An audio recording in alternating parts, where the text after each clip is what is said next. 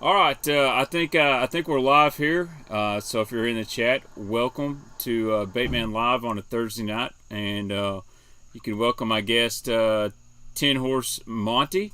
It says and JB, but I don't see JB here, so we just got you, Gabe. Yep, I forgot to change that because we do a live stream on Monday nights as well, and Yeah, JB is the guy that's usually sitting next to me. So we'll just pretend absolutely. JB's this big old pile of jigs and tackle I got sitting over here.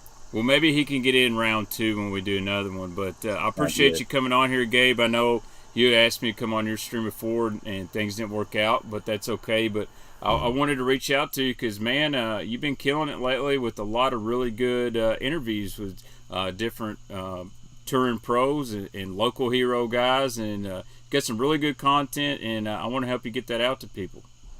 Appreciate that, man. Yeah, it's a lot of fun. It's one of the cool things about having a YouTube channel and having a live stream platform, and you get to meet a lot of really cool industry guys, tournament pros, just local hammers, and it's kind of cool. We try to get a lot of the local guys, like the Lake of the Yeah, Ozarks, Table Rock, and Truman, that kind of stuff, because they don't get as much airtime as some of the national pros do. You get like on Bass Talk Live, you hear a lot of the same, a lot of those type of people, but a lot of the local guys don't make it there, and they're yeah. just as good as some of the guys that are well known. So it's fun, man. It's good to get on there and hash around ideals, and you learn a lot. It's when you have Right. somebody on a live stream that's a pro that's been out there doing it, or just a local hammer. It's amazing the amount of stuff that you can learn, and in kind of a long stream format too. They usually loosen up, and you can squeeze a little juice out of them here and there. And there's some little nuggets that just kind of present themselves along the way, so they're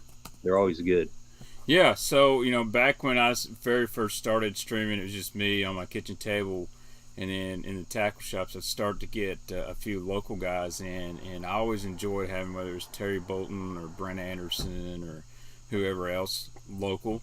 Of course, Mr. Menendez, he's always helped me out, but it's just different than having a conversation with somebody just no cameras on or whatnot. And I've actually learned just as much if not more, from having them do a stream because people ask questions I don't think about, or they're from different areas and they're asking about a bait or something that I wasn't asked about, and those guys open up, and it's a pretty cool deal. Yeah, and like you said, you get the crowd interaction, like the viewers that are on here watching. They come up with questions that you hadn't thought about because you're in the moment. You're kind of trying to focus on the guest, and you've got a little, maybe you got a list of questions that you kind of just want to touch on if it gets to that. But a lot of times it's just it's kind of organic. It's just free form conversation, and Yep. when the viewers chime in with questions, it really starts guiding the conversation, which is really cool. I like it when it goes that way. Yeah, what's up, everybody? That's from my channel, and anybody that's coming from Monty's channel. Appreciate you joining in the stream, and we want to do a little educating tonight. Answer questions. You can ask them for Monty. I'll answer a few. No sales today. I did get some cool stuff from him from 6 cents. That's all on my Instagram, but we might save that for later. But let's talk a little bit about you, Gabe. What did you started a YouTube channel, and talk about your name, Ten Horse Monty. Is it true that you got that because you're the baddest dude in a John boat? Well, that's definitely not the reason why I got that name, but I kind of break it down where it came from. So it's kind of a play on words. So I do most of my fishing out of an aluminum boat when I'm not fishing as a co-angler in the BFLs. And so an aluminum boat has been kind of coined a tin boat in the industry. Right. And I fish a lot of 10 horsepower limit lakes, and I've got a 9.9, which is kind of a 10 horse motor on the back of that 10 rig. So that's where the 10 horse part came. And then Gotcha. my last name is Montgomery. So people call me Monty. So 10 horse Monty, just kind of strung it all together and just went with it. And that's kind of how it came about. But yeah, it's fun, man. Having a channel is, it's, as well as I do, it's a lot of work, especially if you're trying to be consistent and Oh, post videos. I try to do a live stream every Mondays, and then I post content on Wednesdays and Fridays, and I've been doing that for quite a while. dude, it's really tough to be consistent. I am the world's worst, and I don't mind admitting that, and that's probably why my channel it'll go up 70, 80 subscribers in a week, and then for 2 weeks I get one. And that's kind of also YouTube algorithm, man. The last year and a half has been crazy. You know, some of these guys have been on here streaming with me for a long time. Darius knows, and I'm sure Daniel T and Justin Cook. You know, it used to be nothing for me to jump on here and get 4, 5, 6, 700 people watching. Now it's 90, 150, and that's fine too. I think a lot of it's that the algorithm. If you're not super consistent, they're not throwing it out there. They don't notify your subscribers. They don't. If you get on the homepage and you've got 150, 200 people watching live, it used to be, man, it would put Smallmouth Crush up there. It put all kinds of people on that trending page, and now it doesn't do that. But, you know, I get a lot of people that watch my content, but they listen to it. And I know several people said I was listening to 10 Horse Monty, so I'm sure you get the same thing where you'll do a stream and you get feedback 2 days later. Oh yeah, I was driving, I was listening to you and Dion Hibden. That was great, you know. So yeah, it makes me feel good that people are like, you know, I can't catch it live, but I'm going to turn around and listen to it. So yeah, it's cool because it's, you know, it's better to be there live, I think, because it's more interactive. You can ask questions and you can kind of get the energy of the stream. But if you can't make it live, it's always good to watch the playback because there's a lot of good useful stuff that happens in those streams. And I mean, it beats watching like Wheel of Fortune on TV, you know. Oh yeah, it's a lot better. Nothing against Wheel of Fortune. Well, you know, Vanna White's pretty good to look at. She's, how old is she? Like 70 something? I don't know. She's got it going on still, but she's got a good. I can only watch. No offense to my wife, so many murder mysteries with her. We were just watching some gold. I don't know. They were in the Adak Islands or the Felucian Islands, and they were trying to find some gold that was dropped off by some pirate or something. And it's like a 8-part series or something. Curse of Oak Island or something like that. It might be. It might be. I just kind of walked into that while I was eating my Casey's pizza and sat down and checked that out for about 20 minutes. Rich17 says 2 of the best on YouTube together. Well, I appreciate that, Rich. I agree that Monty's very good at what he does. I'm glad he's on here. So thanks, let's talk about your fishing background. You know, the 10 horse rig, you said lots of areas that horsepower limited. So I'm guessing Illinois, Missouri. I've seen some of your videos. What's some tricks or whatnot, or how do you break these lakes down with just a small boat and 10 horsepower? Because it's not like you can just fire up the outboard and go across the lake. I mean, do you know these lakes enough that where you don't have to dissect them that much, or you just try to look at a map and go straight high percentage points? Yeah, so I live in Cape Girardeau, Missouri, which is about 100 miles south of St. Louis, right on Interstate 55, right along the Mississippi River, and I'm literally 2 or 3 miles from southern Illinois. And southern Illinois has a lot of the best lakes in our area. There's several within an hour to hour and 20 minutes, and that's typically where I go. On the Missouri side, we have a couple smaller lakes that are probably 100 to 120 acre lakes that are fished really hard and they're tough. And then to get into some of the better stuff, I have to drive about an hour and 15 minutes to Lake Wapapello and another hour and 40 to Clearwater. So I tend to go over to southern Illinois. And a lot of those lakes are 10 horsepower, but even the unlimited horsepower lakes are still like 2,700 acres. So they're still small. And I fit, you know, I've got a 1650 Express aluminum boat. So it's wide enough and long enough that I can get around on most of those lakes just fine. It, like you said, it does take a little bit of time to get from point A to point B. My boat runs about 22 miles an hour, which is pretty good for, you know, a little 10 horsepower motor. That's not bad at all. Yeah, I got it pimped out, man. I did a lot of work too. When I first bought it, I got it from some dude down in Tennessee, and I kind of gutted it and spent like it's been about 2 months just redoing a bunch of stuff. I got a bunch of videos on my YouTube channel, like, you know, build. Yeah, I've seen some of those because I've kind of gotten in my mind, if I don't buy a bass boat next year, and I really want to, I'm thinking of getting, you know, a 14, 15 foot aluminum rig, putting a 10, 20, whatever you find, and just pimping it out. And, you know, southern Illinois ain't far. I've got, you know, I can always go to Lake X or little watersheds, or just instead of going fishing Kentucky Lake, you know, let's just put in at Jonathan Creek when it's not super windy, and let's break down pieces of the lake. You know, I think that would be pretty cool, because I think what people relate to you and the guys, there's another guy on YouTube, God, he's got so many subscribers. I watch him all the time. He's got a 10 rig. Matt, his last name, he used to be MTB guy. He's not a Guggen guy, but Matt Schreikel, I think is his name. He's got awesome channel, and he's got a pimped out 10 rig. But I think a lot of people relate to that because me being used to be, in retail, I would say tournament fishing is actually probably less than 50% of your actual sales. Yeah. A lot of your guys coming in the shop, they just want to go fishing. They've got a kayak, they've got a 10 rig, they bank fish. And so people like to relate to that stuff. And I grew up bank fishing, so sorry about that. My dog's going crazy. What kind of dog you got? A lab/labradoodle mix. Okay. Nice. And he ain't very smart. Yeah. No, man, you should get a 1652.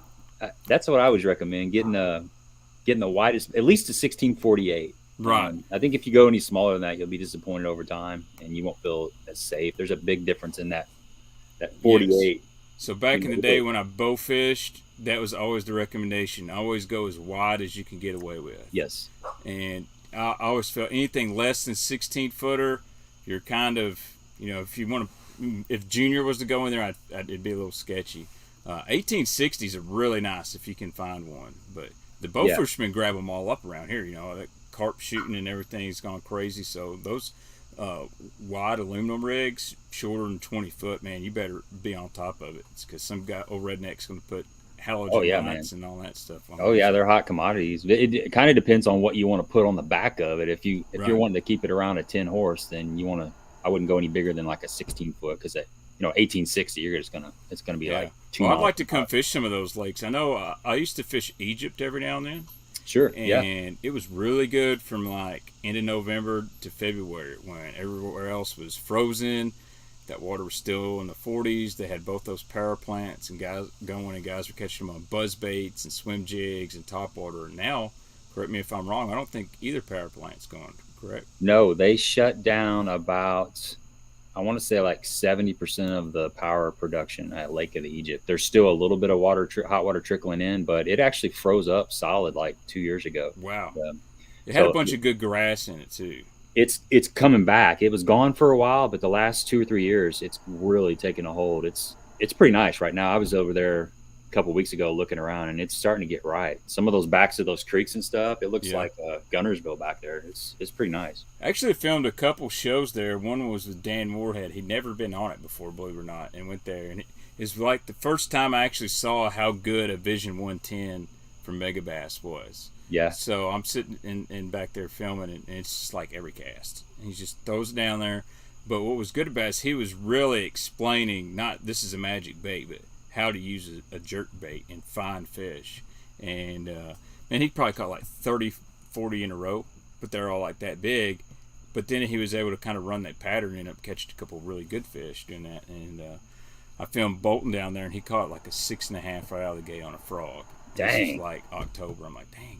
That's a good one for Egypt. Yeah, and then he kind of struggled and went to the back of the main creek, and it looked beautiful back there, man. It just looked like fishing water. And we come up near the ramp at that little marina/tackle store, and he swam a jig for about 2 hours and caught 7 or 8 keepers. But it was a really nice little lake. So the downside of Egypt is you can't fish within 10 feet of the docks, which drives me absolutely nuts.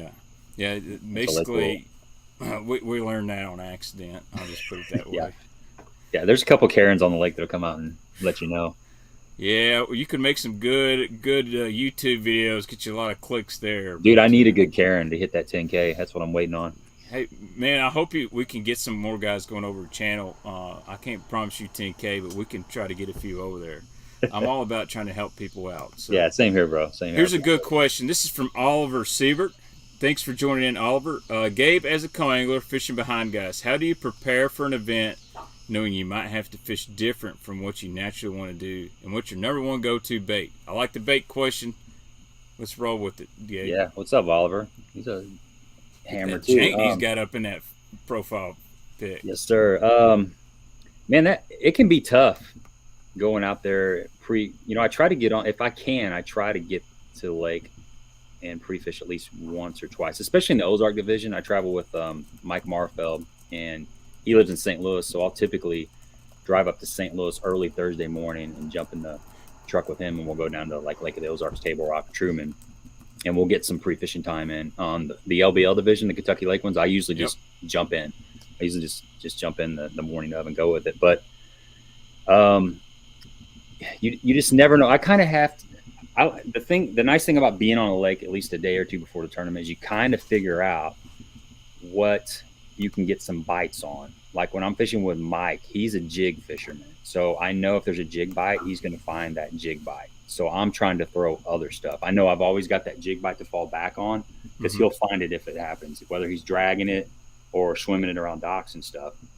That's what he's spending the majority of his time. So I don't even need to mess with that. I just need to know the color in the trailer basically. So I'll dink around off the back of the boat trying different stuff. A lot of times a shaky head seems to come into play out of the back of the boat. A Ned rig is always good. I don't throw a Ned rig a whole bunch. It's really taken off the last few years. Yeah, but man, it's there's a time and a place for it. Probably the most difficult thing to really make produce out of the back of the boat is something that's moving, like a crankbait or a spinnerbait, because you just don't have those angles like you do in the front of the boat. It's a little bit tricky. So I tend to drag something around off the back of the boat most of the time. But for instance, the first Table Rock tournament and the first BFL tournament of this year at Table Rock, we were catching them on a drop shot and a jig, and I drew a guy that was live scoping out deep, and he was just targeting suspended fish with a Kitech, like a 2.8 or 3.3, a jerk bait, and an A rig. So I'm kind of out in no man's land. Right. I'm That's not really. a tough deal. It's tricky, but you got to keep your head right because you're always going to get that chance. One thing I will do is I'll ask the guy, hey, how deep are the fish? Where are you seeing the fish out on your live scope? And he's like, well, they're down like 15 feet. So therefore, I'm counting my bait down. If I'm throwing a little Kitech or something, I'm counting it down to what I think is about 12 feet because you want it to be a couple feet above the fish. So you got that to go on. And then a jerk bait, if I know they're down that deep, I'm going to go with something like a +1, something that gets down there a little bit deeper. Even like a Spro McStick or something. If you throw it out, get it down, and you let it just sit, it'll slowly sink on fluorocarbon line. But talking to the boater about where he's seeing the fish at and just making adjustments like that. It can be tricky, man, especially when you're catching them one way and then your boater does something else. I've had tournaments where we're catching them on drop shot at Table Rock too. Catching them on drop shot, I come in with like a 2-day tournament. Like sometimes they'll have a BFL back-to-back on Table Rock because of the ice the last couple of years. But on day one, say I caught 12 pounds drop shotting on main lake points, then your day two draw is running all the way up the Kings River into dirty water, 1 foot visibility, where you were fishing like 13, 14 foot visibility the day before. So you're spun out already because you have to readjust. You're running past all the fish. They're right out here. We're running past them all, but he has different plans. So yeah, you just got to adjust on the fly. You just on those days when it's tough like that, you just keep casting, keep your head down, and hopefully you get a chance to get a bite because there's always going to be a fish around. You got to keep your bait wet. I'm having to adjust on the fly too. My dog won't shut the hell up, so I don't. It's over there barking at rocks. There's not another dog out here, or no person outside. It's just like barking at rocks in the wind. So that's why I was muting the mic. I know y'all didn't want to hear that. I got my wife up there trying to wrangle him. So, but hold on. Yeah, Spro McStick is underrated. I saw somebody say Spro. Yeah, I like the Spro McStick. That's a good bait. I thought you brought up something interesting there. So you talk about live scope, and we all know there's numerous videos and people that, hey, live scope sucks. That it's killing the co-anglers or whatnot. But you said you've got to be patient and you can't just give up. So when you got an angler doing stuff like that now, and I don't know how much it's happened to you lately on the LBL division, but what are some stuff to keep you going mentally, or some other tricks you like to do, when that guy seems to be keen on forward-facing sonar? The best thing that can happen in that scenario is the guy gets a 20-pound sack as soon as possible, and then he takes you someplace shallow, and you can throw a jig or something down there. There you go. That's the best case scenario. Yeah. But that doesn't usually happen. Yeah, like I said earlier, try to figure out what he's seeing up there. Ask him where the fish are at, what he's doing, what he's fit. Like, is he throwing at standing timber? A lot of times I keep reference Table Rock, but that's usually those kind of lakes are where the live scope comes Right. into play most often. But where's the standing timber? How's the point come out? Maybe if you'll leave the back graph on, that's really nice. Some guys will, some guys won't. But if you got like down scan to look at in a map, you can see the little boat icon, and you can kind of see how you're set up on the point, or a ledge or whatever. So you kind of know where to cast. You're not just casting out in the middle of nowhere. You're at least casting towards some sort of structure. That's important. And if he's fishing for suspended fish, if he's throwing an A rig, throwing a Kitech or something, a jerk bait, there's nothing wrong with throwing a big Carolina rig out there or dragging something on the bottom. Fish for the fish that are in a different area of the water column than he's fishing for. Sometimes you'd be surprised. I mean, there's fish everywhere. When you get in an area that has bait and has fish, there's going to be a lot of fish on the bottom, and there's going to be a lot of fish suspended. Well, he's working on those suspended fish. You can throw out there and work on those fish that are relating to the bottom. That's a very good point. And it's what I tell guys, and what I found out, when I went to Texas with Ben and Casey from 6th Sense, Casey's, he's on point, and he's catching everything on his screen. Well, number one, I got tired standing up there. So I started fishing out in the back of the boat.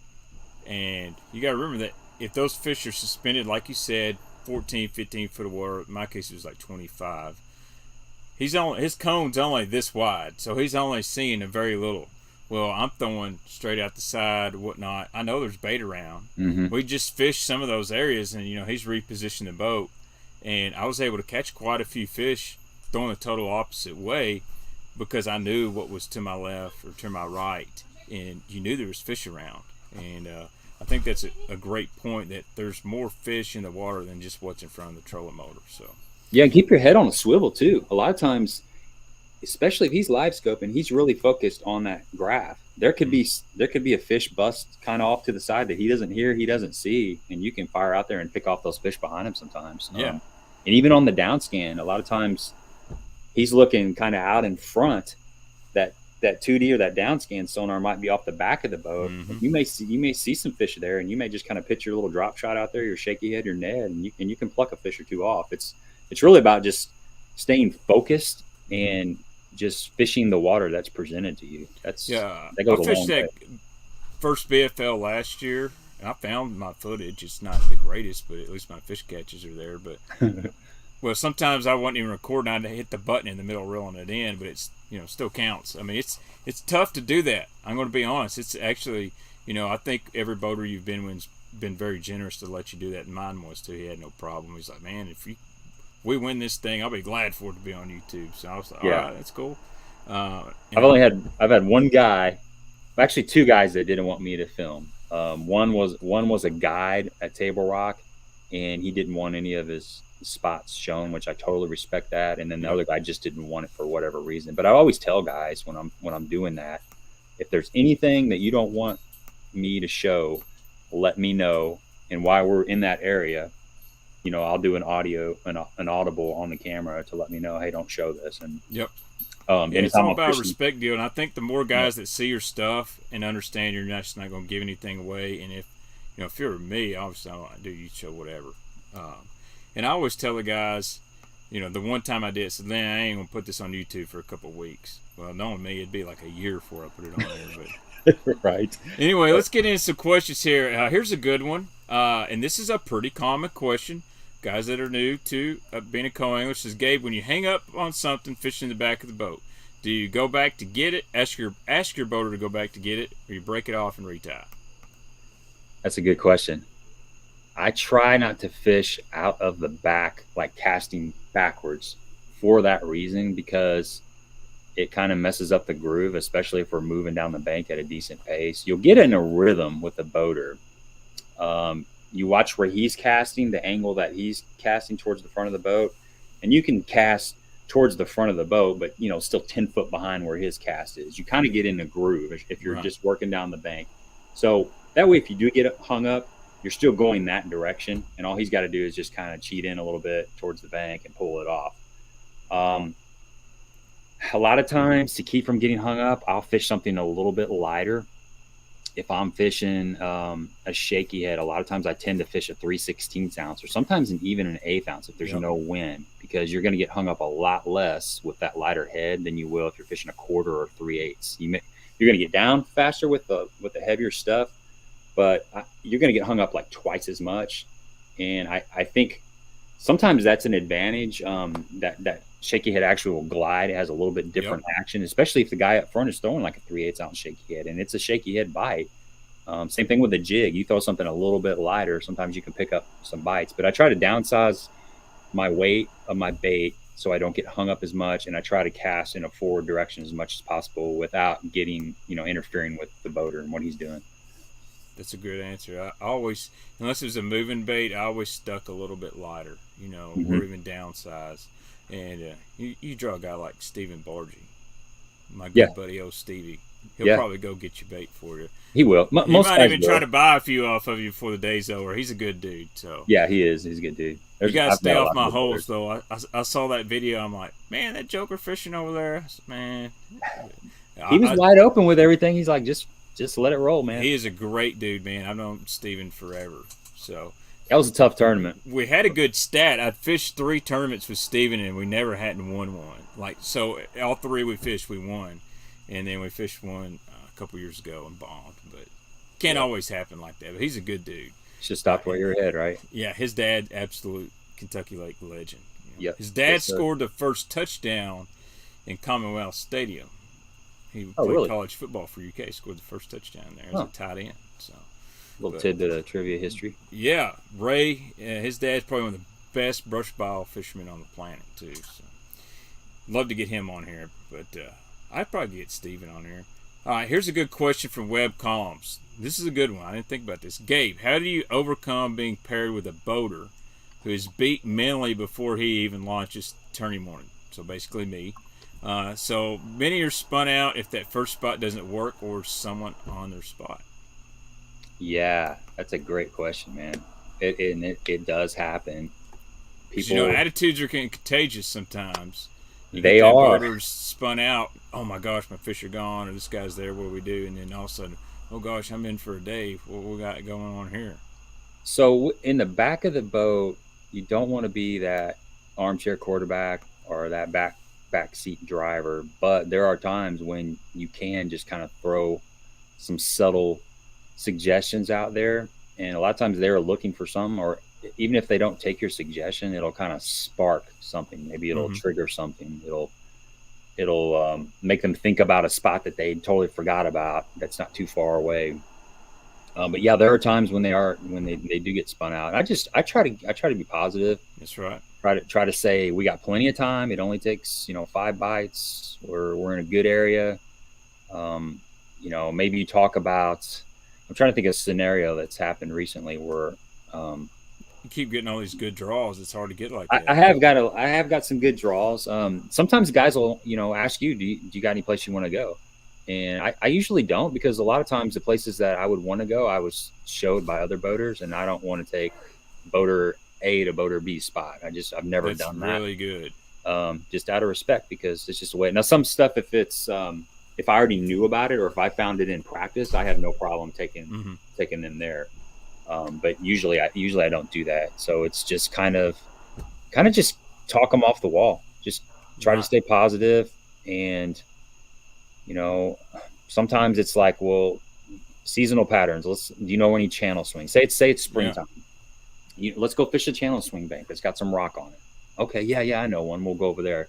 And then during that run, maybe their mind's working, they're thinking, and we get to that spot, and then maybe that's all they needed to just kind of reboot. Yeah. But yeah, it's tricky sometimes.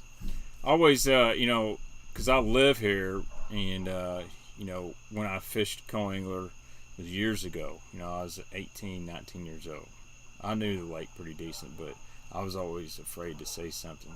And then I fished a strand when I was about 23, and I had a couple really good draws. Robbie Dodson was one of them. I'm sure you know that name, Missouri guy. Awesome draw. He said, I got 2 spots, and we're going to catch them. After that, I don't know a dang thing. It's tough. I need your help. I'm like, dude, it's tough. I don't think I can help you that much.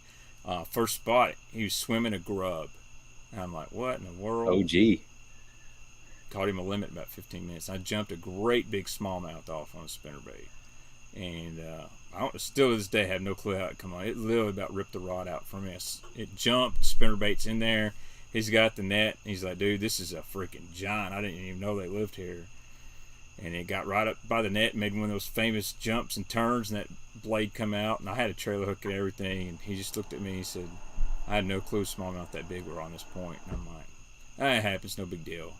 And I mean, I was pretty shocked. But he did coach him up. I'm like, man, it's good, dude. You got it. You know what they'll bite. And he caught his limit. And he's like, well, where we go now? I'm like, dude, you're the pro. I'm not. But he was a really good guy. And but I'll never forget that swimming. That he was a blue glimmer grub on a shad spawn.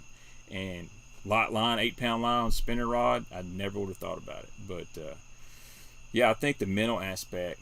And when people, the last one I fished, I knew the guy. And he's like, well, I haven't been out here in years. What do I do? And I'm like, let's go have fun. You know what I mean? Who cares? And, dude, I had a limit at 8:30. He's Nice. I felt bad because he was like, well, where do you want to go? I'm like, let's get you a limit, man. You're the boater. I said, I just got lucky. And I'm throwing backwards and all kinds of stuff, crankbait and chatterbait. And when it's your day, it's your day. I mean, I got to check. But at 8:30, you got a limit in the LVL division. I was like, man, all I could do is catch a 5-pounder. I'm going to be up there, you know. But man, that's a good feeling because that doesn't happen very often. You get a limit that early out of the back of the boat. Yeah. And I'll be honest, it's hard catching a limit on a crankbait in the back of somebody's boat. You're right. Yeah. Moving baits are tough. I feel you can do it better with a chatterbait than I can like a square bill. Rattle traps aren't bad, but the problem about a rattle trap is keeping them on. And being in the back of the boat, sometimes that's not very fun. But all right, let's get some more questions here. Justin Cook says, Gabe, do you live anywhere near Newton Lake, or have you ever fished it? I'm about 3.5 hours from Newton, and I have not fished it. That's a great wintertime lake. That's one of the best lakes in the area, hands down. We've had the fisheries biologist for Jackson County over there in Illinois, and he says that that's one of the best lakes in the Midwest for just really good quality fish. I've heard it's a really good summertime bite there. Yeah, I think it's just good all around. Tim Maynard, great guy in here. Tim, long time member of the channel. Tim says, I think fishing as a co-angler prepares you to fish some of the worst case scenarios you're likely to run into on the water. I would agree with that. Yeah, it's a different game. It's you know, it's tough when you want to be doing, you're getting bit, you think the fish are doing something else, but your boater is fishing a different way. There's right, you know, but you just got to sit back there and take it sometimes. But you know, like I always say, if you're going to be in a bad mood out of the back of the boat, it's time to switch to the front of the boat, pay the bigger bucks and spend the fuel and be able to run the boat wherever you want. Absolutely. I like it. I mean, I like being back there. I have no problem with it. Dude, I might as well be a pro co-angler. I hardly get up front in my partner's boat. I catch a lot of them sitting down, to be honest with you, Bill Dan style. But you get complacent sometimes standing up, and I get to sit down. All of a sudden, that Carolina rig gets really sensitive when I'm sitting there and I'm relaxed and concentrated. So, Daniel T. Gabe, having live scope on your boat, has it changed how you fish when you're on somebody else's boat? You know, I fished with Jason Husky last week. The video came out yesterday. He's got a company called Husky Outdoors, makes some really cool products, but he's got 15-inch Lowrance with active target, and then he's got a 12-inch Humminbird with the 360.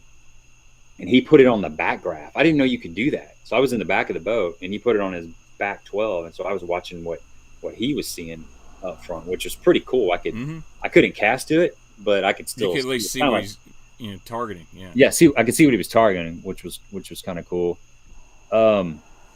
Yeah, it kind of has a little bit changed the way I fish, especially out of the front of the boat. You know, I've got live scope on my aluminum boat, and boy, you talk about opening your mind. There's so much going on out there that I had no idea how many fish were around, how much they move, how much they sit on the bottom and they come up for a little bit and then they go back down. They're moving vertically a lot. They're moving horizontally a lot. They're roaming. It's crazy. It blows my mind how much like sunfish and crappie and bait is actually out there. Yes. You know, even though I say, Kentucky Lake, the bait's not there like it used to be, but there's still a lot of bait fish out there. Yeah. I went to a lake here locally. It's like a 120-acre lake. You know, it's a Dead Sea, and it's tough to catch. You can catch a lot of 11 and 12-inch fish out there, but it's tough to catch some good fish. And it was the first time I'd been there since I had live scope. And I put that live scope down, and there were fish everywhere. There was a lot of fish. They were just hard to catch, but they're in there. So that was kind of an eye opener. Let's see. Here's a good question. This comes from Mark Williams. Gabe, who's been your favorite boat partner thus far? Jeez. Don't like to pick favorites. No, I've really had a lot of good boaters. A lot of them you just feel like you've known them all your life. You get in there, you got you got good vibes and everything's going good. There's just a good feeling in the boat, and you leave with a friend. Yeah. How that's it really is. what it's about too. Right. It is a competition, but I think a lot of guys just, dude, I hate going fishing by myself. I like to have someone in my boat. I don't care if you can catch 50 pounds behind me or you get one bite. I enjoy that, and I think that makes a big difference. Like I said, I've known several of the guys you've drawn. I've never heard anybody say a bad word about you, and the guys I know you've drawn pretty good dudes. So yeah, I think camaraderie in the BFLs is a big deal. I think there's a lot of guys that fish it just for that, and that's fine. It would be hard for me to pick a favorite too. Obviously, drawing a pro and a strand is different than drawing a local guy that it's just a hobby. But some of those just guys that are out there just get out to have fun are pretty good fishermen, and you can tell that some of these guys, if they had the time on the water that other guys do, they would be absolute hammers. Yeah, it's like each day, to pick a favorite one is impossible because each one is different. I've got some that were a little less favorable, I guess, but I've had good days with almost everybody. It's just you're in the moment, and just because I draw Roger Fitzpatrick versus somebody that I've never heard of, you still have a great day with that person, whoever they are, even though you don't know them. I would say the one person to look out for is the guy that shows you all the pictures of the fish that he caught the day before. Yeah, I know That's a local dangerous. guy that's, man, he's always posting guy inside joke, I won't mention his name, always posting his practice photos in the BFL. It seems like when somebody comes up and they have a whole phone full of pictures, you have a really tough day. And this dude's a really good fisherman. Yeah. It's just like, in my fishing partner time, dude, don't ever take any more practice photos. Yep. And so he don't post them online, but he still takes the photos. And my buddy's like, dude, I'm telling you, you're jinxing yourself. But I get it, man. Again, works full-time job. Just going out there, have some fun, and might as well take a picture. It just a weird. I think it's worse than bananas in your boat. So, all right, here's a bait question. Benedetto wants to know, what's a good Ned bait that floats for largemouth? You give a recommendation, I'll give one. Well, what was your go-to Ned bait? You say you use it quite a bit, so most Ned baits float. Just that Zinker C. I mean, cut down a little bit. You like actually cut down the Zinkers instead of just using the TRD? Yeah, I think it's a little narrower, and I think I like it a little bit longer than the actual Finesse TRD personally. But man, you can put all kinds of stuff on that Ned rig. It's kind of like a shaky head. You know. Put whatever. You can what do you got over there? Baits, everything. Honestly, the best two I found. I'm not a huge Ned expert. I like the Ocho Ned from Strike King, and I like the Missile Ned Bomb. Those are the two I've had the best luck with. Yeah. And the Robo Ned, I don't even use it. I put it on a finesse jig. That's one of my favorite trailers for like a 5/16 finesse jig. Is a Robo Ned, believe it or not. I need to do that. Man, you'll get a lot of bites. You'll catch a lot of little fish, but you'll catch some good fish. It's just something about the way that little dirty jigs, Luke Clausen finesse jig. It's really compact, and you put that Robo Net on there. And I've seen it in shallow water, and that little thing just to stand up. That jig already kind of stands up as it is, and it just sits there and does that. And man, them little smallmouth and Kentuckys, they like that. But yeah, and you can throw that on a spinning rod with 10, 12-pound line. I throw it on a bait caster like 14. It skips so well when you put that little Ned back there. You ever wacky rig a worm on the back of a jig? You ever tried that? No, I've heard of guys doing that. Yeah, I haven't done it either. I keep forgetting to do it. I've heard of it, and I've heard it works, but It looks retarded, but it works. dude, bass have brains this I know. big, man. We give them too much credit. Here's let's see here. Auto retrieve. You don't have to answer this if you don't want. This is a great name though. Gabe, what's your worst co-angler experience?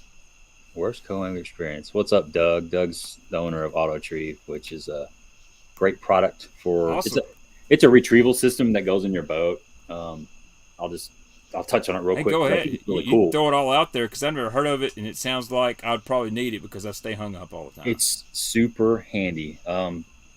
So what it is, it's a spring-loaded retractable thing that goes underneath your boat. You drill like a hole through the deck of your boat, which some people have a problem with that. He just came up with a mount that mounts on your seat post too, so you don't have to drill.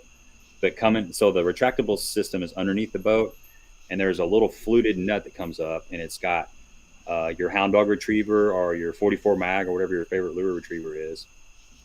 And it's right there at your feet. And it's got about 50 feet of 300-pound trout line on it. So when you get hung up, you just grab that hound dog, pop it on your line, slide it down, get your bait undone, pop it off, and it retracts, and it sits right on the deck of your boat. So it's always got tension. So it's not jumping around everywhere when you're going through big water and stuff. You don't have to worry about it. And it's right there. I had a bunch of different lure retrievers before I put this in the boat, and it's like they're always in your rod locker. They're always at your console. They're always 10 feet away from you when you need them. Wrapped up in other lures. Yeah, and you usually go up.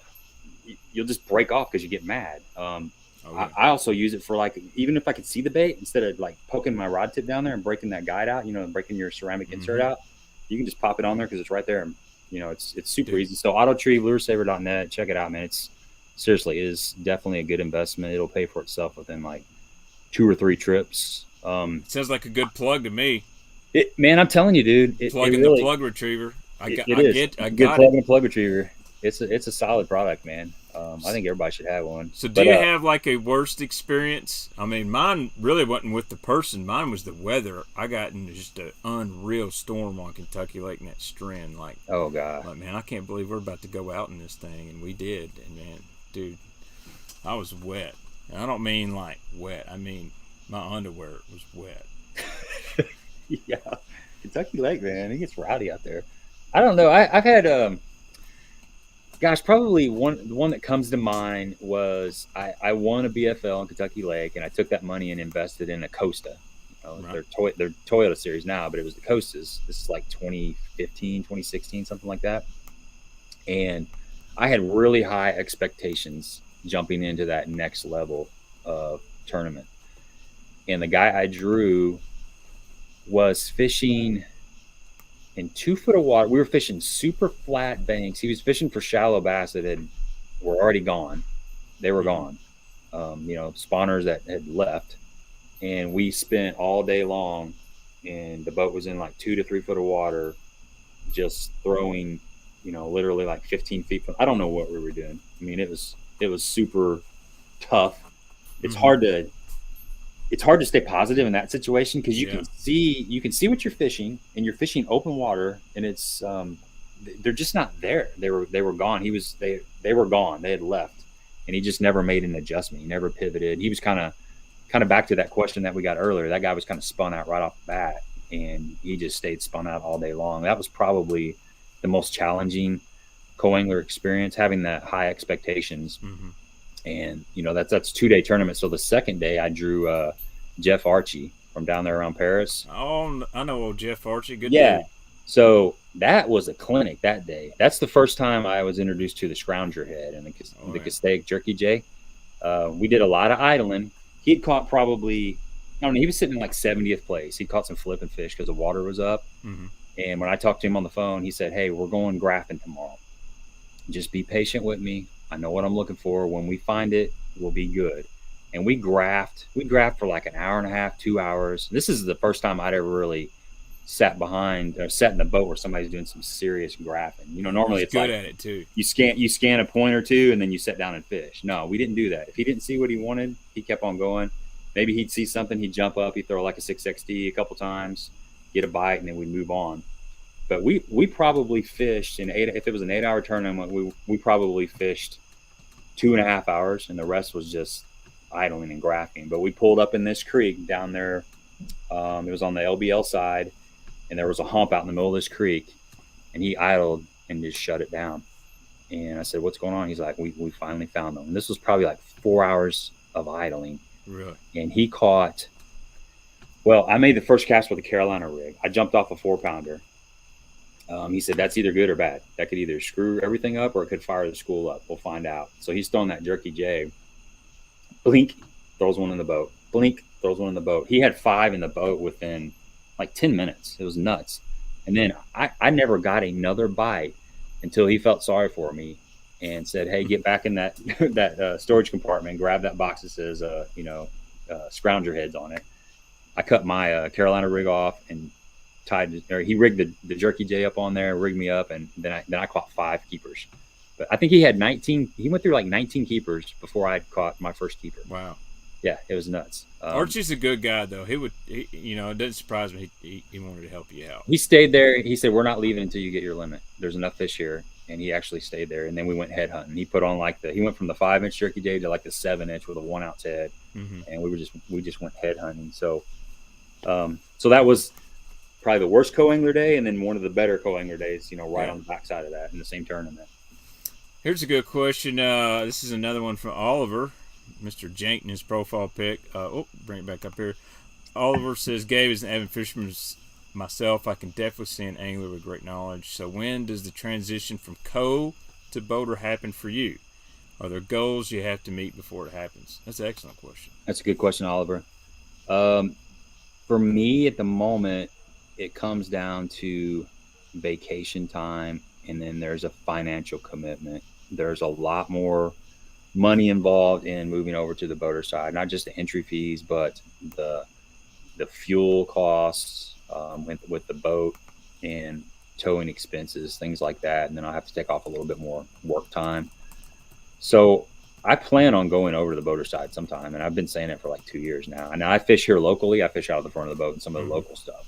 Yeah. I have been for years, but I do plan on making that switch sometime soon. I just got to, and some of it's a little bit, I'll be honest with you, some of it's a little bit fear. I mean, it's a little bit of fear. It's scary getting over there. I mean, I've done it enough.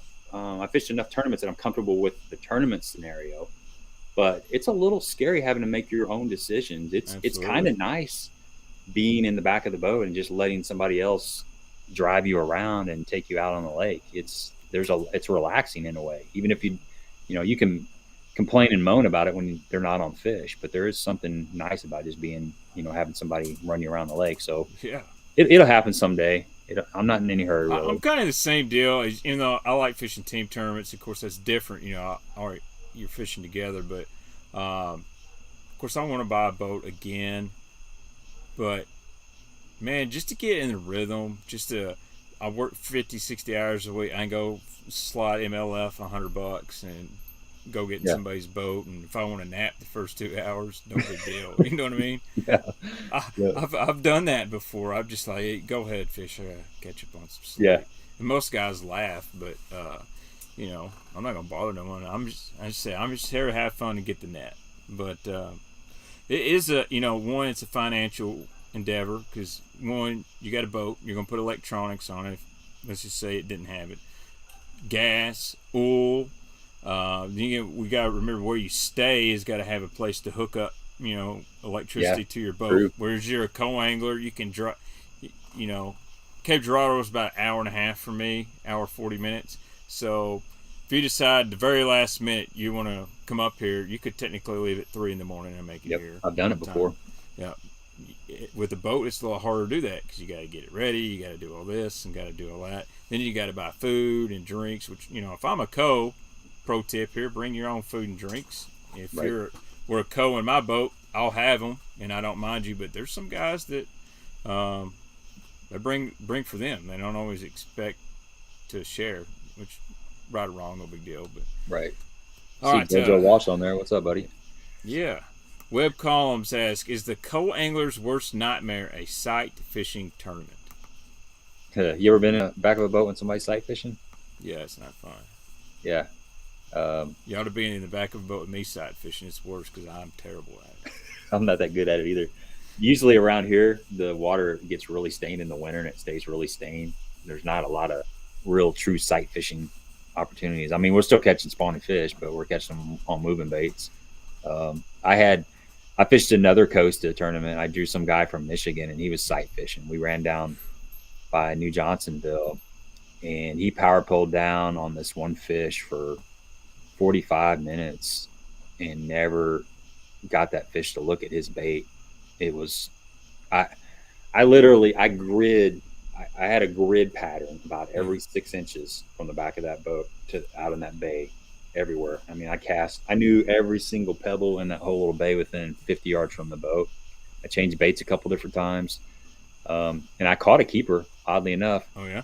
Yeah, I was throwing a menace, like a Texas rig menace out there, and I was reeling it in, and my rod just loaded up, and I caught like a 3-pounder behind him. He was super pissed. He was like so mad. He's like, "You're so lucky," and I'm like, "Hey, man, I'm just fishing." Yeah, I mean, you can't expect. I mean, one thing you can't do. A lot of people don't know this. You cannot tell your co-angler not to fish. Right. I mean, you can ask them and say, "Hey, I'm going to pull up to this dock post. May I ask you not to throw it at first?" And I'm always going to be like, "Yeah, not a problem." But after you've done hit it 3 or 4 times and you start going a different direction or move past, I might burn it up. Sure. And, if I catch a fish, then that's on you, not on me. But that's another good topic is co-angler etiquette and yeah, let's get into that a little bit. I know I've been going to try to answer some questions, but I definitely want to hit on the co-angler etiquette.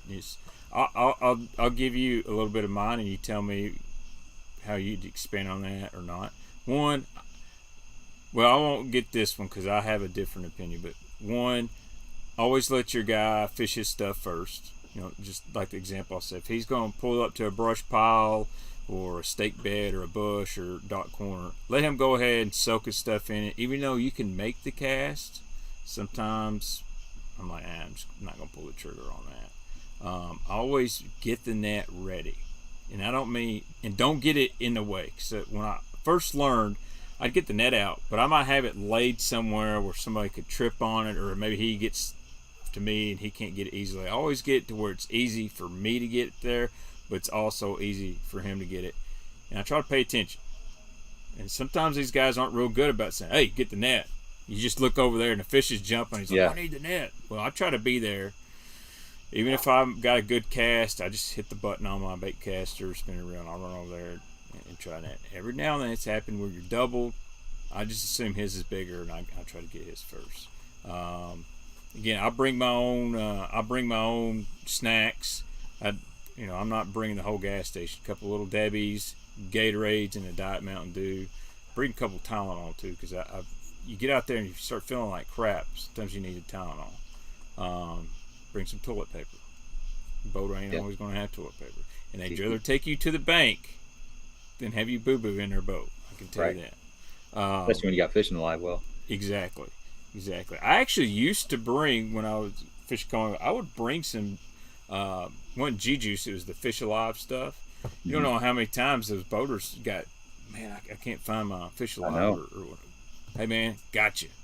And that really makes their day big time. And so you don't need to be the bait man when you're a co-angler. This is where you need to prep a little bit the night before, or kind of have a go-to. You understand what the fish are doing. It's Kentucky Lake June. Don't need 10,000 pounds of tackle. Bring you some worms, some jigs, a scrounger, a couple crankbaits. Get your drop shot finesse stuff. You can get about 3,600 boxes.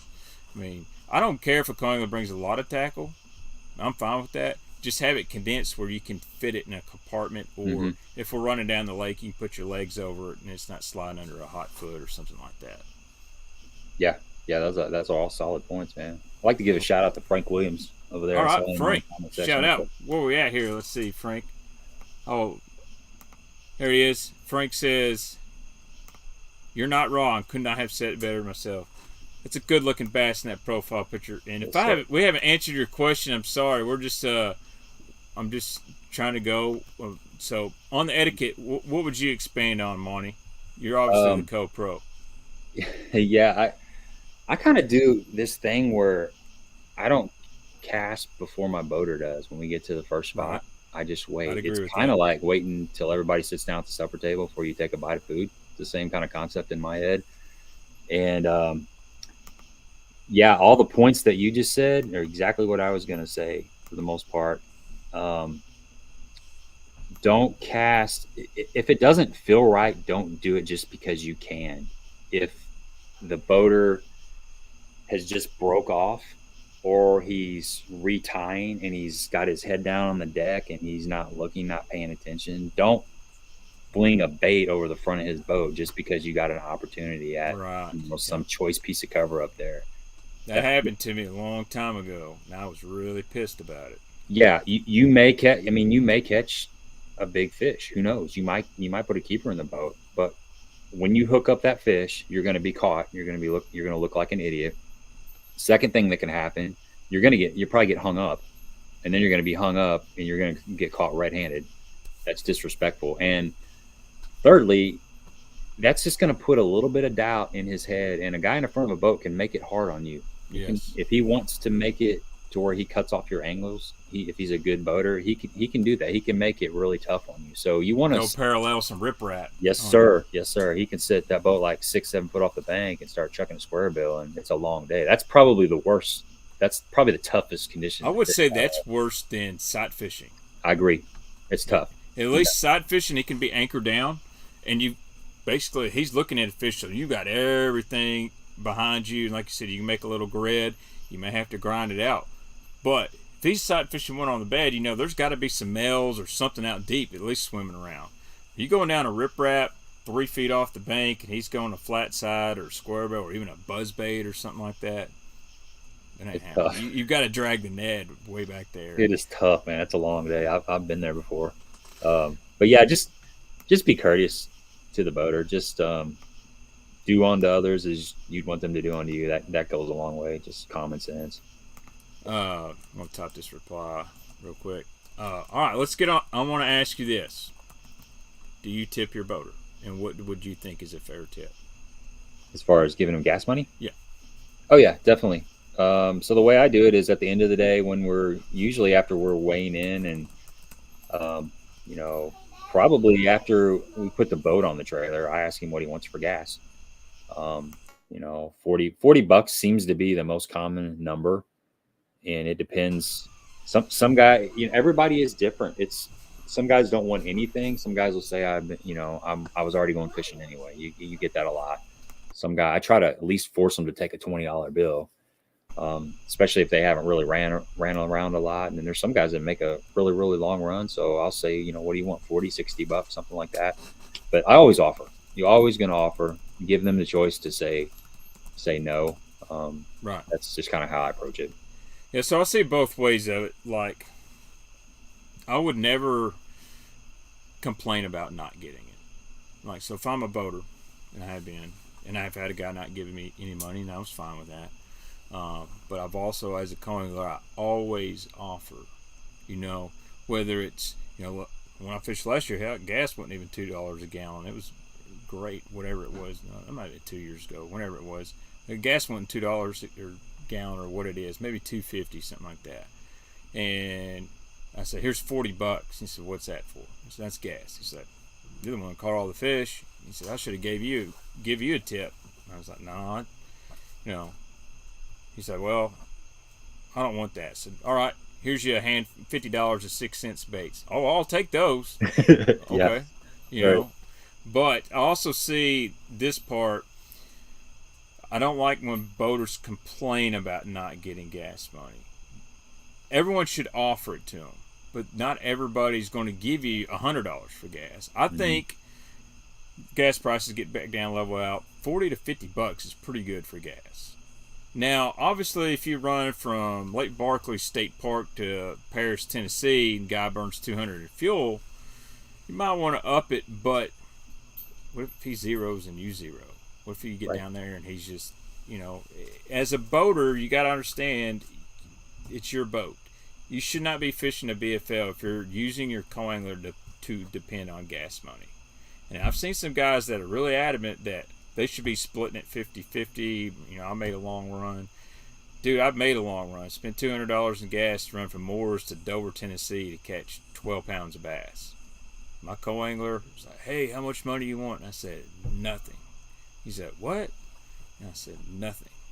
And I said, that was my decision. He ended up putting $60 up in the visor of my truck. He caught some fish, you know what I mean? But still, like I said, I think it's important that guys always offer it. But I also think it's important that boaters don't get upset that they didn't buy half your fuel for you. I think just the fact that someone asks and is respectful, that is enough for me. And I've never really had that issue. One time a guy didn't give me any money, but I didn't ask him, And he was a good guy, you know what I mean? But there's some other things going on there, and I'm like, nothing bad that, at that point, there's no way I could be upset or whatnot. It's just like his first BFL, and dude, like most of his stuff, I wouldn't even pond fish with. But he had a blast, so, there's no reason to get upset about it. Sometimes I get on Facebook and see these guys blasting co-anglers for not paying for half a tank of gas, and I'm like, man, come on, really? Yeah, it takes all kinds of folks out there in the world. It's just the way it is. And we're all doing it for fun anyway. I don't care what anybody says. I know people want to fish tournaments for money and all that, but everybody all started bass fishing, whether it's a co-angler, a pro, a YouTuber, because you're having fun. That's key right there, man. That right there is a no-fail situation. If you can come into a tournament and just want to have fun, just come into it to have fun. As a co-angler, just learn a little bit, but have fun, man, because we're doing something that we're passionate about and that we love. We shouldn't be so, have so much anxiety that we can't just relax and have a good time and be so worried about, getting a check and getting a trophy and all that stuff. It's nice, and that's always the goal, but you got to have fun, man. Life is short. Oh, let's see if I can get some more questions here. So Daniel T, can a boater get in trouble for telling a co what they can and can't fish? Like if they said you can't fish off the other side of the boat.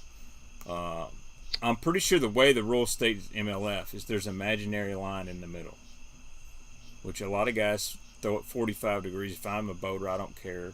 If I'm casting out in front of the boat, I don't care if you fish 45 degrees. As long as you're not, jumping over my line or whatnot. And I'm not going to tell you where you can't fish. I'm pretty sure a boater can't say you can't cast in your designated area in the back. He can't say don't throw behind at that stump. Well, man, that's in my line of sight. That you're up front. I'm pretty sure there's some etiquette rules. You can't fish off the front of the boat as a co-angler. You can't step up. If you get hung up, you can jump up there to get your bait undone. You can't land a fish up there, can you? I don't know if you can land a fish, or I know you can't stand up there and fish. Correct. It's possible that you could get up there to land a fish, depending on the scenario. But they can't tell you where you can and can't cast. You can cast anywhere. That just becomes an ethical situation. I know I ran into somebody said one time I was fishing a BFL as a co-angler, and he said I couldn't throw an A-rig that spot. I said, what do you mean? He said, you'll mess it up if you throw an A-rig. I'm not going to let you do that. I'm like, I would have told him I'm going to throw an A-rig. You can't. As long as you're throwing in your area where you're supposed to, he can't tell you what you can and can't throw as long as it's legal. Right. Obviously, if a guy pulls out a 10-wire hog farmer rig with 10 hooks in Tennessee, I'd be like, but I don't think I'd throw that if I was you. Right. Yeah. I've had guys tell me not to throw a crankbait on the ledge before. Really? Spook the fish. Yep. That's I like the last bait we're throwing in here is a crankbait. Let's try to catch them some other way first. Back in the day, that's the first thing I'd throw out there. I know. This was late in the season, though. I would agree with that. But I wouldn't ever tell my co-angler not to do it unless I just, absolutely knew, like, hey, man, these are wormfish. If you throw a 10XD through there, it's not going to be good. Right. What's up, Serious Angler Bass Fishing? Good buddy Bailey, the guys over there at Serious Angler. What's up, dude? Let's see. I want to see if I didn't skip any good questions because I scrolled right past through here. Chad asked if you could get jank juice in all 6 cents cranks. Almost all of them. Let's see. JoJo Wallace, good friend JoJo. He said my first tournament was with Jeff Archie. Great dude, and we had a good day. So there you go. Cool. We got another guy. I haven't heard from Archie in a bit. That dude's got a really good baseball playing son, and he's got a heck of a He learned how to offshore fish from Ben Parker, I'm pretty sure. Yeah. He told me his I think his uncle was good friends with him. Yep. We had a good conversation about that. Dude, Ben Parker used to be an absolute hammer. Dude's all duck hunting now, but I guarantee. Okay. I think what hurts his feelings is the ledge bite just died. He loved that bite. He loved that mental aspect of scanning for a day or two and finding something off the wall and figuring them out with something different. And you know, heck, I think I went fishing with him like 2 years ago. I talked to him about 3 months ago. He said that's the last time he went fishing. So that's wild. Huh. He's making the dough in that duck hunting deal, though. Well, as long as he's got something to wake up to, you know, his yeah. passion just kind of transferred over to something else. Kind of like me, man. He's got a kid now, and he spends a lot of time. He's a great dad. So, here's a good question from Nick. It says, do you take a different approach if you were to be fishing against the boaters as well? Like, okay, in his club, we do. So, obviously, there's some bass clubs where it's a draw deal. You're a co-angler, but you're fishing against everybody else, too. You do anything different? Do you maybe try a few different styles, or? I wouldn't. I really wouldn't. I'd fish the same regardless, because you're still fishing for the fish, regardless of what the guy, you know. Obviously, you don't want to be throwing the same thing as the guy up front is throwing most of the time, unless it's just really, really happening. Then I don't think it matters. But I might make a few adjustments. But I'm going to be just fishing. A lot of times you just get in your own little world back there. You do your own thing. Sometimes I actually feel like I'm fishing out of the front of the boat, but I'm in the back of the boat. Mm-hmm. You know, I'm just going backwards. So if you can just get focused on what you're seeing, make adjustments on the fly, it's your own little world back there. But I wouldn't change anything, whether I'm fishing in the same tournament against the guy in the front of the boat or being an actual co-angler. To me, it's the same scenario.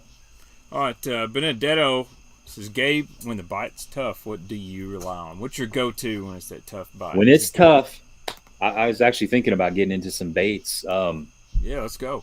For this year, like a shaky head has been my go-to, hands down. So I'll show you some of the baits that I've been let's using. go. This is Bait Man channel. We got to get the baits. And I'll ask you some questions on your shaky head, too. I love a shaky head. I used to fish it all the time, but I'm really picky. Yeah, so I'll just show you a couple of ones. Company that is out of Festus is Hogs Custom Baits, and they make a really good 7 1/4 or 6 1/4 inch worm, and it's nothing fancy, but it's got a flat side on it. It's got this flat side, so it really glides, and this plastic has no salt in it, so it's a high float plastic. So this tail really gets up. Now this is something I'm going to be throwing on a bigger shaky head. And who'd you say that was from? It's Hogs Custom Baits. Okay. You can check them out. You can check them out online. Hogs Custom Baits. Yeah, Eric's really good dude. He hand pours all this stuff himself. But this is obviously a Magnum shaky head type worm. So see, I like the Zoom Mag Trick worm, man. That's one of my all-time favorites. It's a good one. It's a good. I'll show you another really good one here in just a second. But I'm going to be pairing this worm up with this is made by Cumberland Pro Lures, and this is their Mag shaky head. This is a 7/0 round bend hook. It's got a stand-up head on it, and it's got this hitchhiker type screw lock on it. I like that. I like that because it folds away and gets out of the way. That's one of the problems I have with the fixed screw lock. Mm-hmm. Is it almost acts like a weed guard. It limits the amount of gap that you have in your hook. So this one right here, it kind of gets out of the way, and it's got that round bend 7/0. It's kind of a medium wire. You can jack on them, and you're not going to straighten this thing out, but it's not so thick that you can't get the hook in them on a long cast. But this right here is a really good combination when things are tough. And if I'm going finesse, which a lot of times I do tend to go finesse. That's some purple in that worm? Yeah. It's like a green pumpkin purple or whatever. Dude, that looks sweet.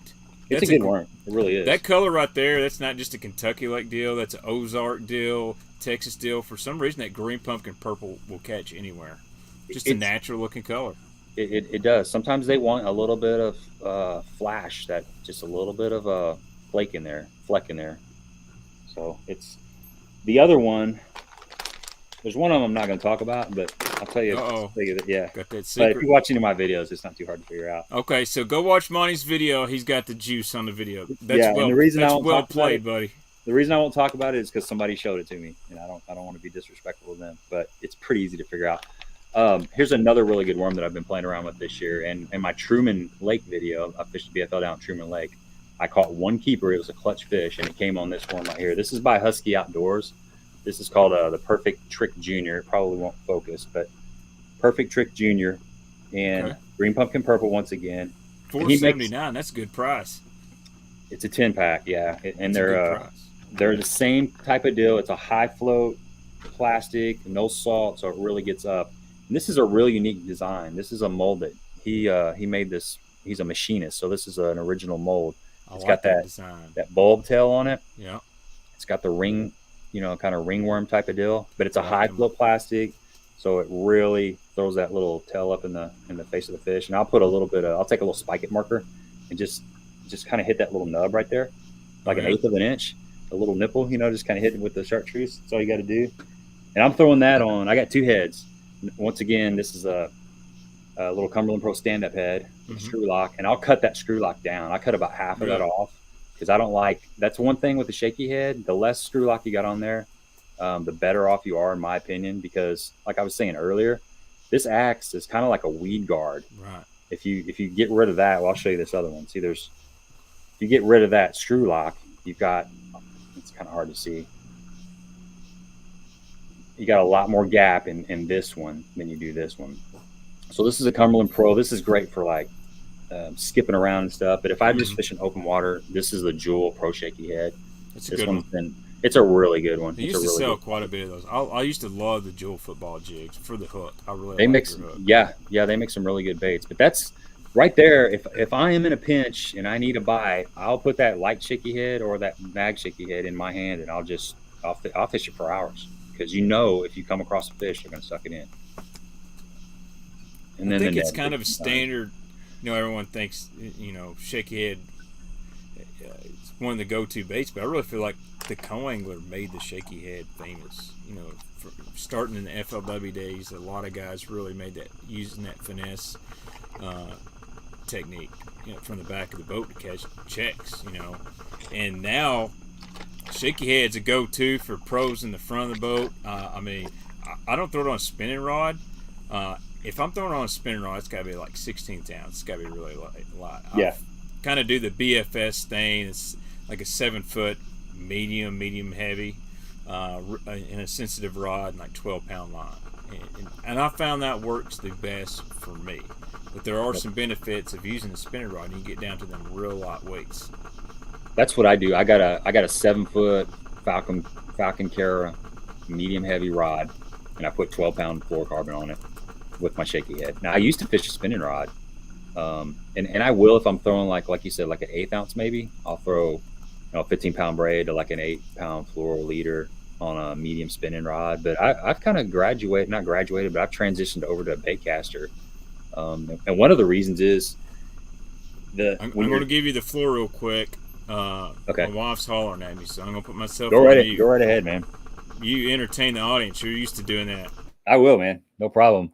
One of the reasons that I kind of switched over from the spinning rod to a bait caster is because as a co-angler, when you're trying to bundle up your rods, that spinning rod's kind of awkward. It just doesn't fit the profile of the bait casters. I typically try to take six bait casters with me as a co-angler, but a lot of times it ends up being 7. I never go more than 7. But if you got that spinning rod, it just fits in there weird.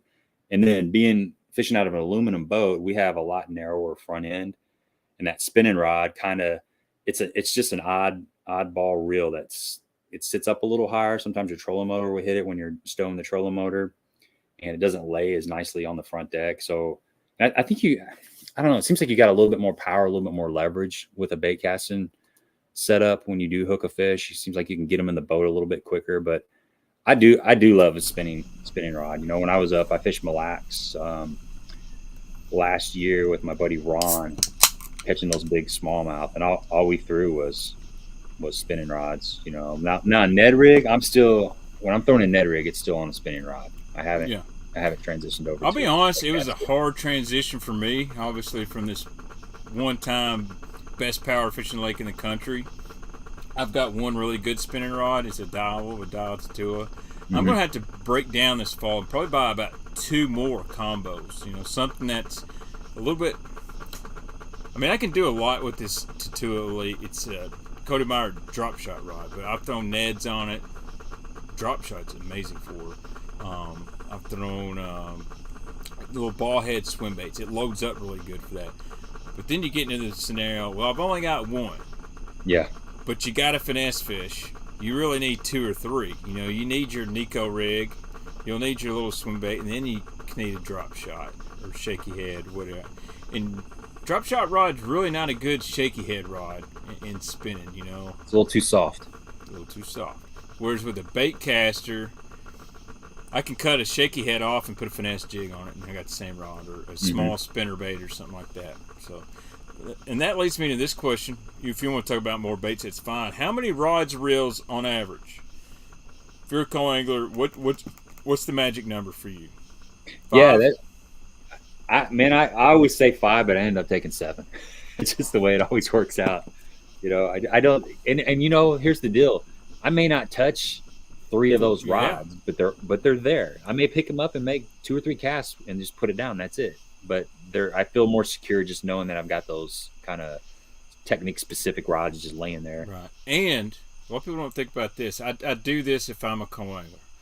I might take just 5 rods and reels, or I'll just may take 5 rods, but I'll take 7 reels. I'll keep 2 that are freshly spooled up because I'm going to edit a video. You're going to see how spun out I get just out regular fishing.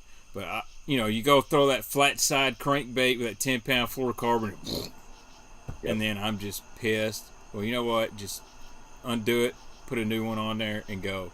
Or else I'll be cussing and stomping my foot, and But one of my tips is take some extra line, and if you've got extra reels, take a couple extra reels because you may also get in a situation where you're catching fish and you have a backlash or something happen, or maybe your fluorocarbons no tourists make a long cast and your lure just keeps going. It broke way down the spool.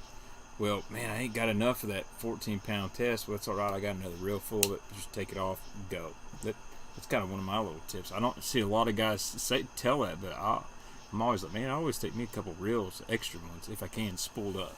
So. That's a good call. Definitely the line. I blew up a reel in a BFL this year on throwing shaky head, and that was what I was getting my bites on, and I ripped it all off, and I had some 12-pound just Seagar red label in my tackle bag, and I spooled it up right there in the boat. I've seen guys. I was fishing with Roger Fitzpatrick at Lake of the Ozarks last year, and he wasn't planning on getting on a jig bite around the docks, so he had lighter line on his jig rod. He was catching them on a spinner bait, and he was catching them on the A-rig. Well, that bite wasn't producing, so he had to pivot and make some adjustments. Well, he started getting some bites flipping docks.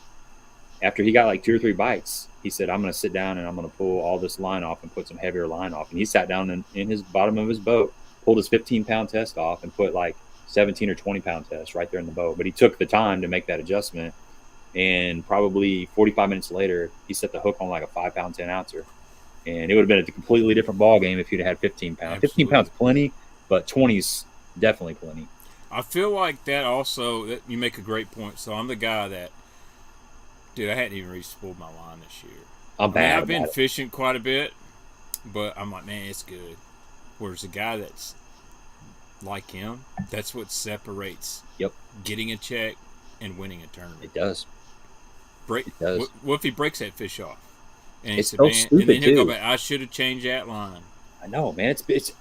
So part of it's it's a money thing if you're really a tight butt about things, but you put all that time in, all that practice, and you get that bite, and you miss it because you didn't take the time to change your line. But I'm bad about that, man. I get a lot of miles out of my line. I need to change like 3 or 4 reels right now. Yeah, so I know a pro, and I won't mention their name.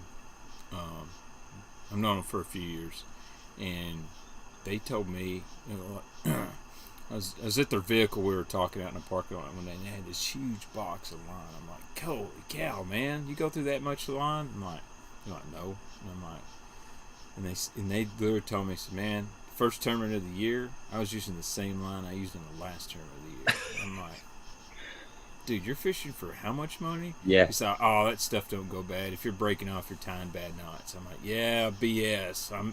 I've used every line there is, and you'll run into a bad spool every now and then. Don't tell me that. It gets bad. I mean, you can tell when it starts getting bad. It goes from like 15-pound test to to 10. Breaks up a whole lot easier. So, or do you do the on spinning? Are you a braid, a fluorocarbon guy? Yeah, 100%, 100%. I like. Yeah, me. If I just gotta get better at tying the knot. What do you use? It's called the RP knot, Royal Polaris. Okay, I use that Alberto knot. It's super easy and it works pretty good. Yeah, Brent Ayler showed me this RP knot, and I need to just practice and tie more. It's basically you run your line, you make the loop, you go through the bottom, hold it out, and go over 8 strands, then pinch it, and then go back down 8, and then you got to go back the hole you went in and cinch them all down. Okay. It's actually pretty good. If you tie it right, it's an itty-bitty knot, and it's super strong. I got to try it about 4 times before I get it right. Yeah. Well, that's kind of like the Alberto, except you don't go back down with the Alberto. It's you make your loop and you come in and you wrap it like 6 times and then go back out and just pull it. Skeet Reese had a really good one on his channel, and it looks super simple, and he'll tell you it's not the strongest knot in the world. He said, but for bass fishing, it's all you need. He said, very rarely will I break off. He just said, unless you're catching 12s or 15 pounders, it's probably not going to break. Yeah. Darius says he used the RP knot. Andy Lynn says the Blatel knot. That's exactly the knot that I tie. See, I learned that from Jonathan Blattle, who's JB, the guy that's sitting next to me during the live streams, and he showed it to me, and I'm like, dude, there's no way that knot is going to hold up. It was just an Alberto. It might be a crazy Alberto, but it's still simple looking. And I've caught like 20-pound catfish on it. I caught a 512 smallie up at Mille Lacs on it. That's what my buddy Ron uses. He's a guide up there, and it's just so simple. But the downside of that knot is it's not like a high impact knot. Like if you're going to punch with 50-pound braid and 20-pound fluoro, that knot will pull out. That's like an FG knot territory when you start doing that. Yeah, stuff. Now I don't do a lot of punching. I'm going to be honest with you. If I did, I'd be a straight braid. I did throw a football jig on fluorocarbon, or with the fluorocarbon leader, 65-pound braid for about a year, and I like that, man. When you put a 7.3 heavy rod in that football jig in Pickwick, and there's video of it on my channel, you're smacking them. They don't get off. I had one come off, but it's super sensitive, and I actually missed quite a few fish. It's like you feel it so instantly. You set the hook, whereas on fluorocarbon you still feel it, but you let them have it for a second. But there's no stretch in that. But it's not a bad way to go. And I feel like as a caller, though, that getting good sensitivity out of your line and rod is a pretty good advantage. Do you Carolina rig with braid or fluoro? Like your main line? 20-pound fluoro. Okay. And I use 12-pound. I'll show you what I've been using. I've really got back in the Carolina rig game this year. Okay. I went braid last year for a little bit and tried it, and it just doesn't feel right. So I switched back to the fluoro. Yeah, I never really liked the braid, but I cheat. And yes, this is a plug, but my fishing partner's a really good Carolina rig fisherman. He uses those brass versions, but this is that 6 cents pre-rig. So there's like $4 or something like that, maybe 5. But that's tungsten, and you got the 2 beads and this clacker. And man, my main line's 20-pound fluoro, and then I'll put 12-pound fluoro behind it. Okay. That lighter line tends to float just a little bit. All fluorocarbon sinks, but because it's lighter, it's not going to sink as fast. And I don't use a real long leader either, Monty, on a Carolina rig. You can't see it on the screen. Like, I'll pull it out and stretch my arms all the way out, and then I'll go, I want half that. So I'll half out that length and cut it. Like 2 footish maybe, or? Yeah, not very long, man. 18 inches to 2 foot. That's about as long as leaders I'll ever run. Now, I know some guys dude, I've seen guys throw Carolina rigs. I'm like, man, I don't even see how you get that thing out there. Yeah, I've seen guys with 5-foot leaders. But I think that shorter leader, it doesn't get hung up as bad for me. Mm-hmm. And I used to just always do the traditional, and I started using the brass pre-rigs, Strike Kings a few years ago. Now, this one, because it's tungsten, dude, it's a lot smaller profile, comes through brush and stuff a whole lot better. So you think the fish, when they pick up on that bait and they're dragging the weight, you think they still hold on to it fine? Versus the weight that's sliding through the line? So that's 2 things there. Smallmouth have been on fire on that Carolina rig. And I think they're hitting it and run it instantly. So that's the majority of what I've caught on the Carolina rig Okay. smallmouth this year. So I think they're eating it and they go and they hook themselves. Right. I think largemouth though, a lot of times they bump it and they try to eat it again, and I think those slowly move off. And the fish I've missed on that, I think it's mostly largemouth. I think there's a time when those fish aren't as aggressive and they pick that lizard up or whatever you got, and they feel that weight and they try to drop it. Like this ain't normal. This is weird. What's this extra? You know, whereas the smallmouth are so aggressive, they want to eat it and run away, and they kind of just hook themselves. Yeah, that's my theory. I could be wrong, but I know guys that will not use the pre-rig stuff because they feel like that fish feels that weight dragging and they spit it out. It's hard to know for sure. I mean, who's to say that fish wouldn't have felt your rod too? You know, when you're right. Because obviously they bite. A lot of times, you know, I'm dragging that Carolina rig. I still got tension on it, and they bite, and you know, they're going to feel you yank. Or you can just be sitting there smoking a cigarette, like some people I know, and it's just out there drifting. I'll tell you something. Guy I fish with does. He fishes it like a worm. He throws out Carolina rig, and he's more vertical on his pool. Almost vertical, man. He'll sit there and bounce it to brush pile, and drag it off, and just every time he feels a hard spot, he'll sit there and bounce it, fish it like a worm. He catches a freaking lot of fish doing that. Yeah. And I don't know if that's because that weight's sitting there click, click, click, click, click on the bottom, or who knows what that bait's doing back there, but it works for him. Man, there's something to that sometimes, that bait making noise, like with a jig or something. A lot of guys will throw, you know, a half-ounce jig in 5 foot of water, just dragging it, or I would typically be throwing like something lighter. But I've seen it where they want something that's making more noise and kicking up more dust and stuff.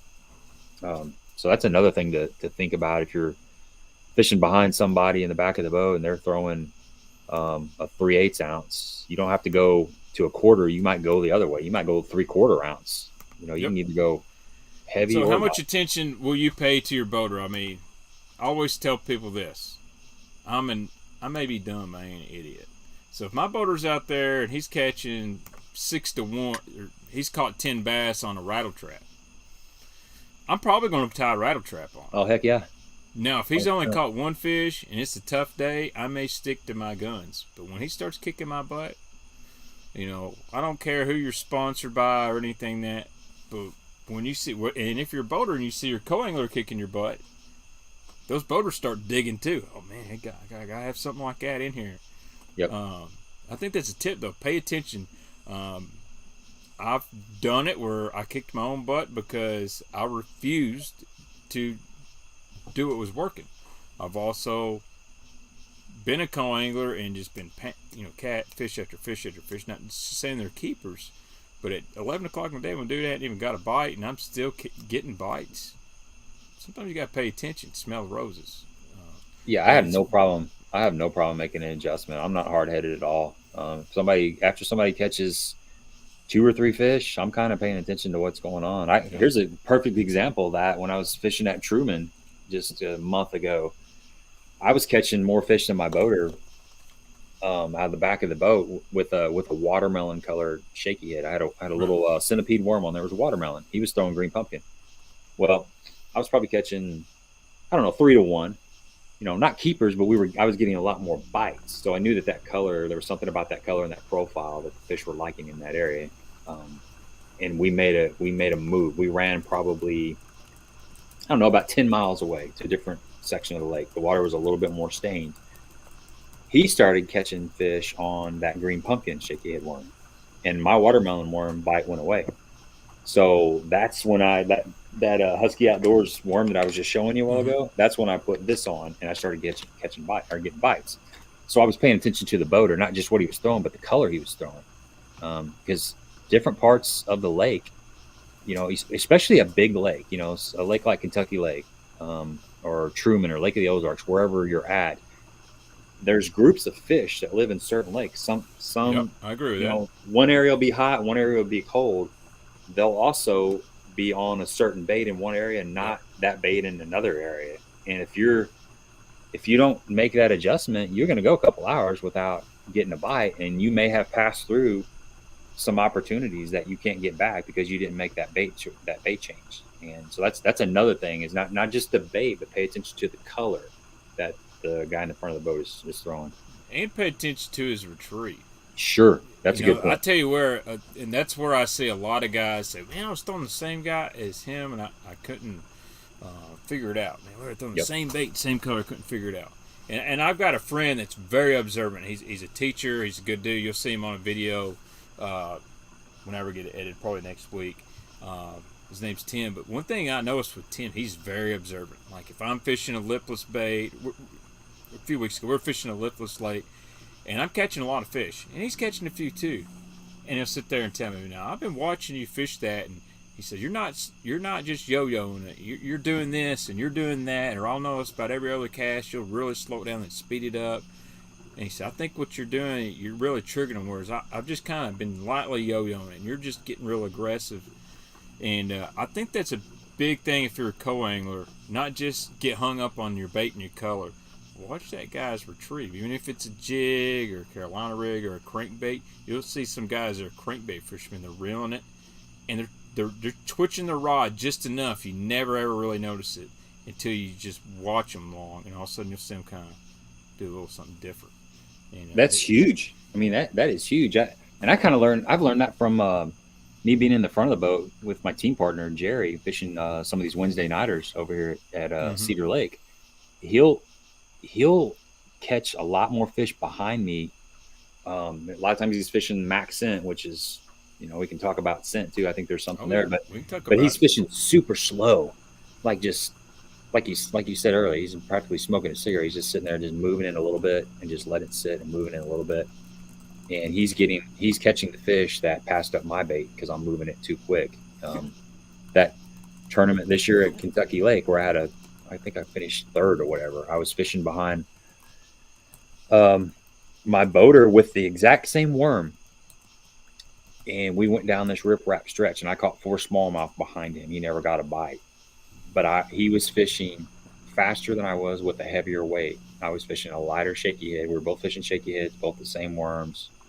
We both had bait fuel on the worm and everything. But I was fishing it a lot slower. And like you said, sometimes that is the difference between getting a bite and not getting a bite. It's you can take 10 people and give them a half-ounce jig in the same color and the same trailer and say, go catch fish. A couple of guys are going to fish it different.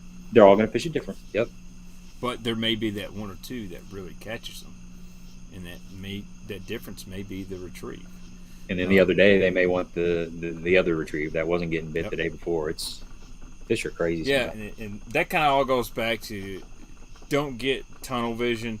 Now, obviously, you're going to have those magic days when you get back there and you've got the right bait, right retrieve, and man, it happens. Or you stick to your game plan and your boater gets you around the right area and those fish bite. Those are always awesome. That don't always happen. I think the biggest thing as a co-angler, and you'd probably agree, is be versatile, be very observant. Whether that's the wildlife, what your boater's doing, be observant to yourself. Realize when you're putting yourself in bad situations, going, okay, take a couple deep breaths, it's going to be okay. I was always bad as I catch 1, 2, 3 fish. Oh man, I got to get a limit, Limit's going to come eventually. It may or it may not. Fish the moment.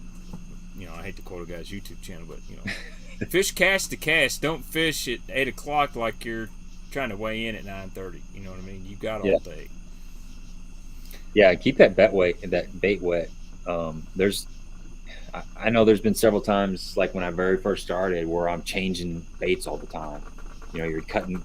You make 3 or 4 casts with one bait, you don't get a bite, and then you cut it off and you try something else. Well, next thing you know, you fish down a whole stretch and you really haven't given that bait a chance to work. You might have had the right bait on, you just didn't come through the right area. So there's no magic lure. If something jumps out as obviously being something you need to be throwing, we'll make that change then. But I think you waste a lot of time just cutting stuff off and making a few casts with a new bait and then cutting it off. You're not going to get a chance to get confidence in something doing that.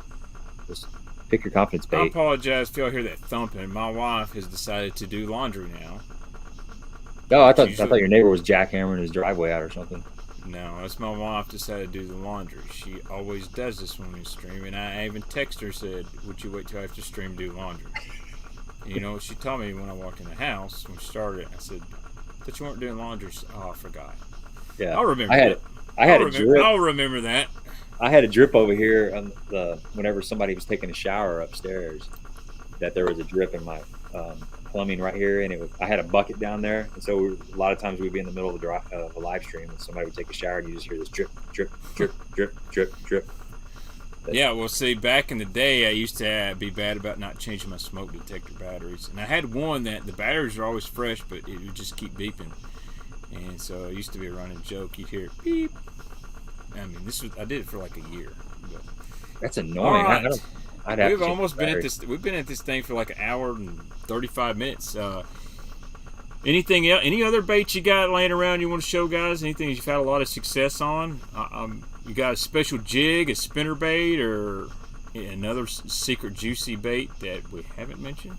Yeah. Let me see here. Let me see what I got laying out here.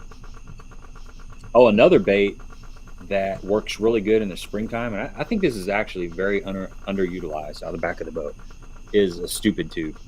Oh man, the Terry McWilliams special. Yeah, and I learned this on Kentucky Lake, on Barkley Lake actually. Dude, stupid tube slays.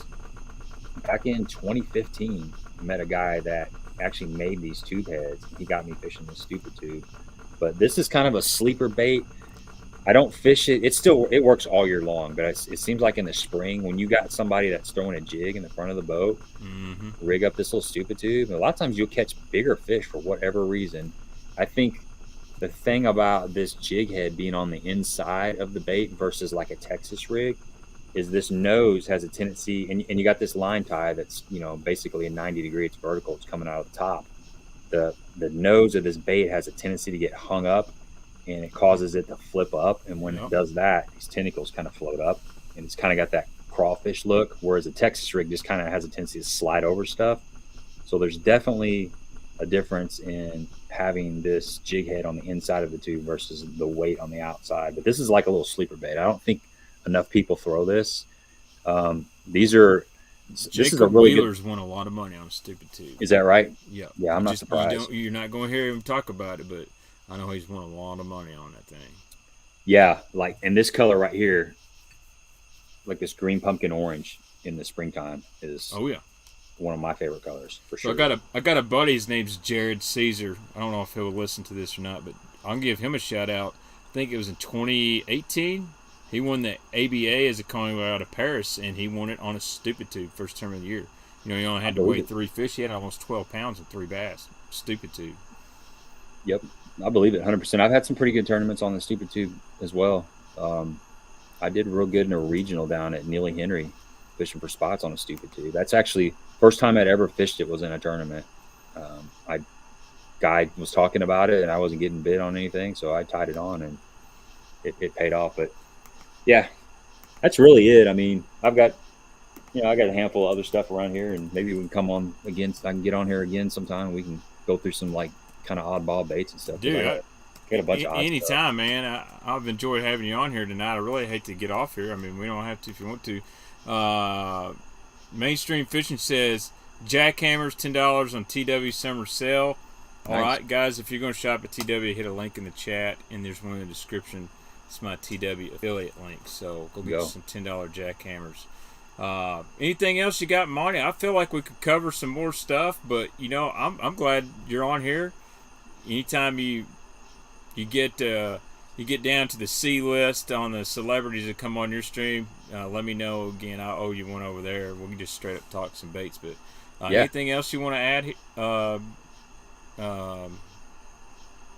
the stream? Not really. I'm good, man. I appreciate you having me on here. It's been cool to hang out with you. We never actually got to hang out and talk. It's been fun, man. I love talking fishing, and I'll definitely send you a message and have you jump on my stream sometime, and we can talk baits. I know you got a ton of baits behind you. I can see a little bit of your. Man, I've cleaned the wall off quite a bit. Yeah. So I've got all this soft plastic in front of me. I need to do that I'm going to take all of it down. I'm going to put it in like the bait zip bags. Academy's got these big Plano boxes. They're like suitcases, and you can stack them. And I'm just going to get 3 of those and try to get all my soft plastics organized in individual bags where I got like a Cinco bag, a crawl bag, brush hogs, whatever. Because I need to make more room in here, and I'll just have a stack, and, you know, I've got stuff to go. Instead of, because I got plans for a college football channel, some other YouTube, and really the bait room's all I got. So I'll swing it around a different way, so a different background. Who knows? I always say I'm going to organize this, but I got so much stuff in here, it's hard getting around, and having a desk in the middle and pegboard on both sides, I'm always tripping. So I'm like, you know what? I'm going to do some major organization.